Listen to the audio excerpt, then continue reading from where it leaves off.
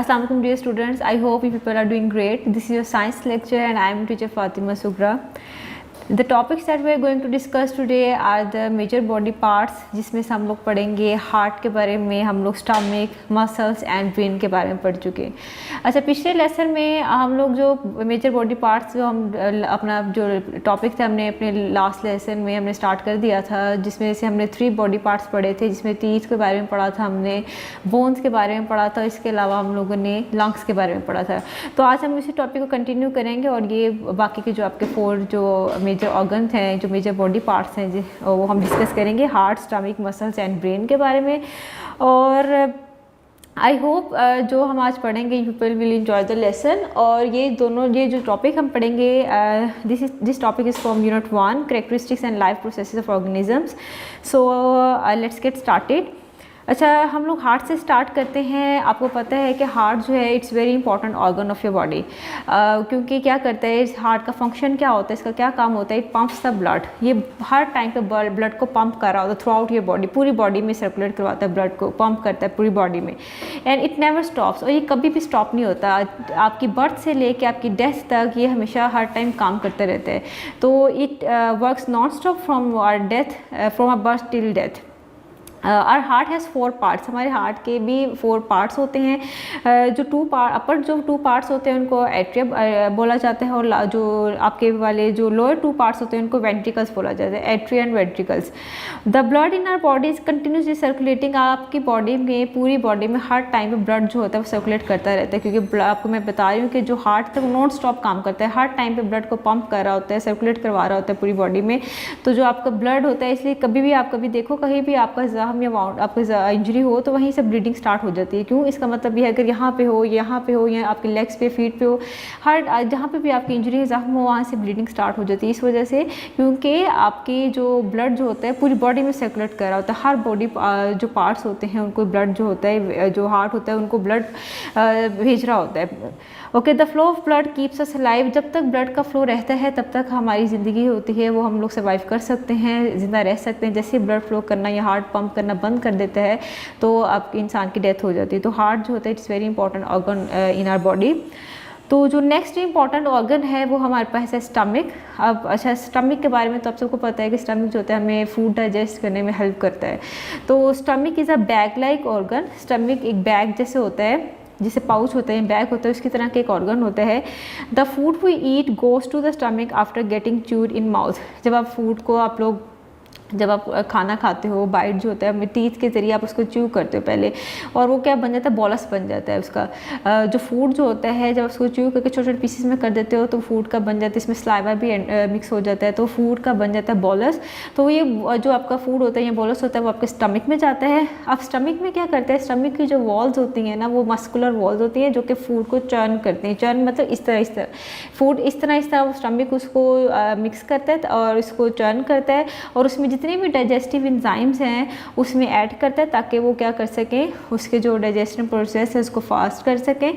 और churning mixes the food with enzymes and break into smaller pieces. उस तरह क्या करता है, फूड को मजीद स्टमक क्या करता है, छोटे छोटे पीसेस में उसको ब्रेक डाउन करता है। जैसे इसलिए कहते हैं कि खाना अच्छे से आप लोग अगर च्यू करके भेजते हैं तो स्टमक को बड़ा हेल्पफुल होता है स्टमक के लिए, ताकि वो उसको खाना फिर जल्दी से डाइजेस्ट कर लेता है। वो अगर आप लोग खाना से सही से च्यू नहीं करते हो, इसी तरह आप लोग बड़े बड़े पीसेस अगर स्टमक में जाते हैं तो स्टमक को टाइम लगता है और फिर उसको जो डाइजेस्ट करने में प्रॉब्लम होती है। इसलिए इस खाना को सही से टीथ के आपको च्यू किया करें, टीथ के ज़रिए खाना च्यू करने के बाद उसको जब स्टमक को भेजते हैं तो स्टमक जो होता है उसको ईजिली क्या करता है, उसको डाइजेस्ट कर लेता है।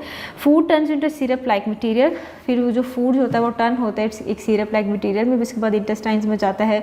फिर वहाँ से मज़ीद उसमें जो इंपॉर्टेंट चीज़ें होती हैं जैसे मिनरल या वाटर होता है उसको अब्जॉर्ब कर लिया जाता है। जो बाकी वेस्ट मटीरियल होता है वो थ्रू एनस या रेक्टम के थ्रू आपकी बॉडी से बाहर निकाल दिया जाता है। उसके बाद जो नेक्स्ट है आपके पास है मसल्स के बारे में पढ़ेंगे। Muscles is a soft tissue found in our body. Muscles होते हैं they are very soft tissue. हमने बोन्स की बात करी थी लास्ट टाइम, मैंने पढ़ा था कि जो बोन्स होते हैं वो आपकी बॉडी में 206 बोन्स होती हैं, लेकिन जो मसल्स होते हैं ओवर 600 मसल्स आपकी बॉडी में प्रेजेंट होते हैं। और मसल्स का क्या करते हैं, आपके बोन्स के साथ अटैच्ड होते हैं। They are attached to your bones. ये बोन्स के साथ अटैच्ड होते हैं और ये आपको हेल्प करते हैं वॉकिंग, रनिंग, आपकी आपकी lifting the things and many other action, जितने भी आप एक्शंस बॉडी एक्शंस होते हैं ये मसल्स होते हैं आपको करने में हेल्प कर रहे होते हैं, और ये मसल्स होते हैं आपके बोन्स के साथ अटैच होते हैं। अच्छा, movement of our body by muscles, आप लोग मैं पहले ही आपको बताया था कि जो मसल्स होते हैं आपके बोन्स के साथ अटैच होते हैं, they produce movement of bones when they contract और रिलैक्स। अच्छा, कॉन्ट्रैक्ट और रिलैक्स की एग्जांपल जो आपको जब पढ़ेंगे फर्दर तो आपको समझ में आएगा ये कॉन्ट्रैक्ट और रिलैक्स मसल्स का होना क्या होता है इसका। तो muscles contract when they get message from the brain, आपको पता है ब्रेन जो होता है कंट्रोल सेंटर होता है आपकी बॉडी का, ये जब आपको इंस्ट्रक्शन देते हैं तभी आप कोई काम कर सकते हो, ये ब्रेन की ही इंस्ट्रक्शन होती है। ब्रेन मुझे इंस्ट्रक्शन दे रहा है तो ही मैं बोल रही हूँ, तो ही मैं अपने हाथ उठाऊंगी या कुछ भी लिखूंगी, तो ब्रेन जो होता है वो कमांड कर रहा होता है आपकी पूरी बॉडी के जितने भी आपके एक्शंस होते हैं। तो अब ब्रेन जैसे ही मैसेज कर देते हैं तब आपके जो मसल्स होते हैं वो काम करना स्टार्ट कर देते हैं। For example there are 2 types of muscles in upper arm. अगर हम अपर आर्म की बात करें, अपर आर्म कहते हैं इस वाले एल्बो से जो ऊपर वाले पार्ट को, अपर आर्म की बात करें तो 2 तरह के मसल्स होते हैं। अच्छा, ऊपर वाले जो ये वाले मसल्स होते हैं इनको बाइसेप्स बोला जाता है, और जो नीचे ये वाले मसल्स होते हैं इनको ट्राइसेप बोला जाता है। तो ये हम अपर आर्म की बात करें, अपर आर्म में 2 तरह के मसल्स होते हैं, एक तो ऊपर वाले जो होते हैं इनको बोलते हैं बाइसेप्स, और ये वाले मसल्स को बोलते हैं triceps. When we want to bend our hand, अगर आपने अपना बेंड करना है इस तरह, अगर हाथ को बेंड करना है, आपने अपना आर्म बेंड करना है, तो बाइसेप, ये ऊपर वाले जो बाइसेप्स होंगे कॉन्ट्रैक्ट हो जाएंगे, और ये जो नीचे वाले ट्राइसेप्स होंगे ये रिलैक्स हो जाएंगे। मैं दोबारा से रिपीट कर दूँ, जैसे आप अपना आर्म को मैं बेंड कर रही हूँ इस तरह, तो जो ऊपर वाले बाइसेप्स है वो बेंड हो जाएंगे, उसको कॉन्ट्रैक्ट हो जाएंगे, और नीचे वाले जो ट्राइसेप्स हैं वो रिलैक्स हो जाएंगे। तो ऐसी वाली मूवमेंट को बोलते हैं फ्लेक्शन, ऐसी वाली मूवमेंट को फ्लेक्शन बोलते हैं। लेकिन इसी तरह अगर आपने स्ट्रेटन करना है, मैंने अपना बाजू इस तरह स्ट्रेटन करना है, तो अब बाइसेप्स क्या होंगे, रिलैक्स हो जाएंगे, और ये ट्राइसेप्स जो होंगे ये कॉन्ट्रैक्ट हो जाएंगे, और ऐसी मूवमेंट को बोलते हैं एक्सटेंशन। ठीक है, जब बाइसेप्स होते हैं, जब इस तरह बेंड करते हो ये बाइसेप्स कॉन्ट्रैक्ट हो जाते हैं और ट्राइसेप्स रिलैक्स हो जाते हैं, ऐसी मूवमेंट को हम बोलते हैं फ्लेक्शन। अगर जैसे आप स्ट्रेटन करते हैं अपने बाजू आर्म को, तो ये बाइसेप्स होते हैं वो रिलैक्स हो जाते हैं और ट्राइसेप्स होते हैं वो कॉन्ट्रैक्ट हो जाते हैं, ऐसी मूवमेंट को बोलते हैं एक्सटेंशन। तो ये था मसल्स की मूवमेंट के बारे में। जो हमारा जो आज का जो लास्ट टॉपिक था वो है ब्रेन। अच्छा, ब्रेन मैंने थोड़ा सा पहले भी इस मसल्स में जिक्र कर दिया कि जो ब्रेन होता है वो ब्रेन आपके कंट्रोल सेंटर होता है आपकी बॉडी का, जो आपकी बॉडी के सारे एक्शंस को वो कंट्रोल कर रहा होता है, ये कमांड कर रहा होता है, आपको इंस्ट्रक्शंस दे रहा होता है कि आपने कब क्या करना है, कब हंसना है, कब रोना है। तो ये सब कुछ जो आपकी तरफ से आती हैं, जो इंस्ट्रक्शन जो आपको मिलते हैं वो ब्रेन की तरफ से आ रही होती हैं। Brain is the most important part of our body, it controls all the activities in our body. जितनी भी एक्टिविटीज़ हो रही होती हैं सब कुछ ब्रेन कंट्रोल कर रहा होता है। It commands our muscles when to move, ये हमारे मसल्स को भी कमांड करता है कि कब उसको मूव करना है। Images form in our eyes, brain recognise that image. अच्छा, आप लोग अपने आई यूज़ करते हो to see the image, image बनता है आपकी आंखों में, और ब्रेन क्या करता है उस इमेज को रिकॉग्नाइज करता है कि जैसे मैं अगर if I am standing in front of the mirror, मैं अपने आप को मिरर में देख रही हूँ थ्रू आइज़, इमेज बन गया मेरी आइज़ में। अब ब्रेन क्या करेगा, उसको फ़ौरन से उस इमेज को रिकॉग्नाइज करेगा, पहचानेगा कि ये कौन है, और फिर आपको मैसेज देगा, तो आपको पता चलेगा इट्स यू। तो ब्रेन क्या करता है, आपको जो इमेज को रिकॉग्नाइज करता है कि what is this.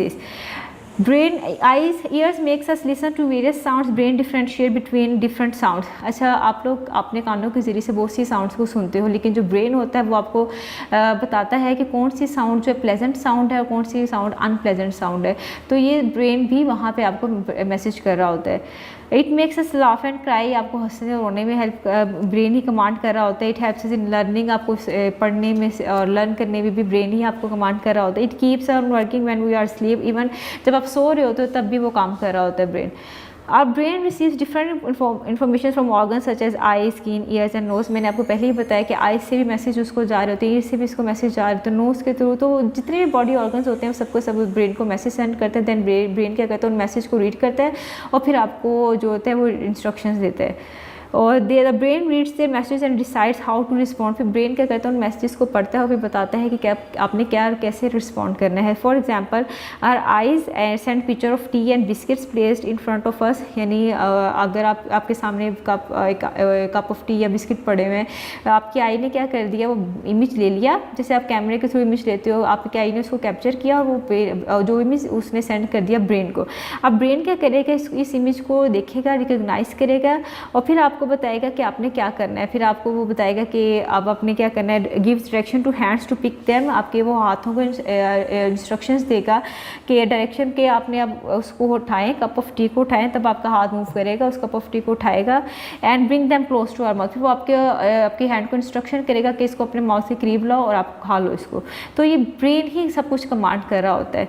From here onward starts giving orders to lips, teeth and tongue, फिर फर्दर फिर वो टीथ को मैसेज देगा, इंस्ट्रक्शन देगा कि अब आपने इसको च्यू करना है, फिर वो स्टमक को करेगा कि आप इसको डाइजेस्ट करना है। तो ये सारी जो चीज़ें हो रही होती हैं, जो भी ऑर्गन काम कर रहे होते हैं, सब जो हो रहे होते हैं, वो ब्रेन जो होता है उन सबको कंट्रोल कर रहा होता है, सबको कमांड कर, सबको इंस्ट्रक्शन दे रहा होता है।